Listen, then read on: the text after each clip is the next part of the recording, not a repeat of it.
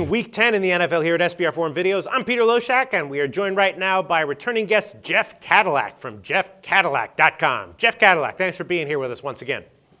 Thank you, Peter. Thanks for having me. Oh, okay.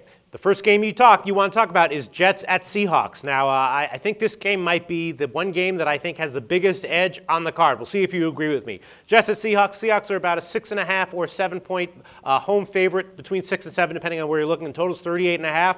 The Seahawks, it's their last game before the bye. The Jets are coming off a bye. The Seahawks, they were very good at home as an underdog. Now they're a big favorite. All year they were kind of defined by a strong defense and kind of a weak offense. Now it's kind of reverse. Their defense is kind of like slipping a little bit, but their offense has picked it up. I'm looking at this whole thing with all the uncertainty with the Seahawks, the Jets coming off a bye, the big line. I like the Jets, buy it up to 7. What do you think?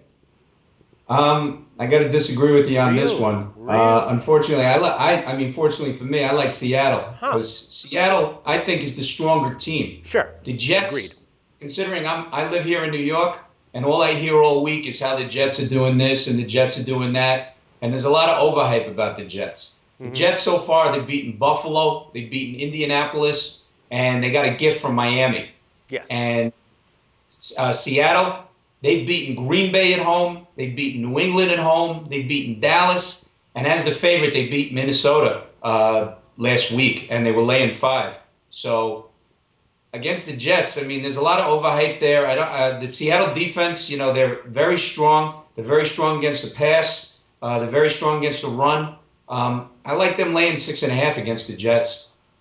Unreal. Yeah. No, look, the argument that the Jets suck, completely agree with. The argument that the Seahawks are in general very, very good, completely agree with. And actually, the guy that I previewed the Seahawks game last week loved the Seahawks in that one, and I wound up believing him. And actually, I did bet the Vikings and pulled it based on his advice. But he was right. I guess I just think that the Jets, with an extra, they've had a very underachieving season. A Mark Sanchez, of course. Sometimes he's okay, sometimes he's awful.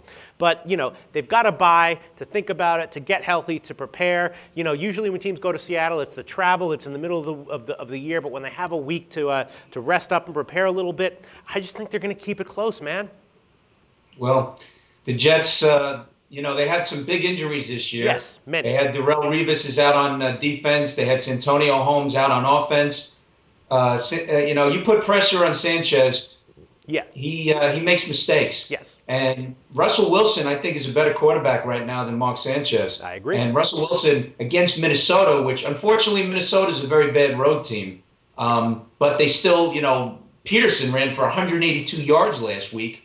And they still lost, but Ponder had a very bad game. But on Seattle's side, you got Marshawn Lynch, who's a very good running back. And I think if Seattle mixes it up, I definitely see them at least winning by a touchdown. The 6.5 points that I've seen, that I think Seattle could definitely cover that. They beat Minnesota last week by 10.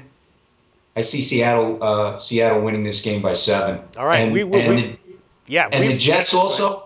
I'll tell you this, in the last 10 years as an away dog versus non-divisional. So we're talking out of their division, and including this year, they're 9-20-2. Very terrible, very bad.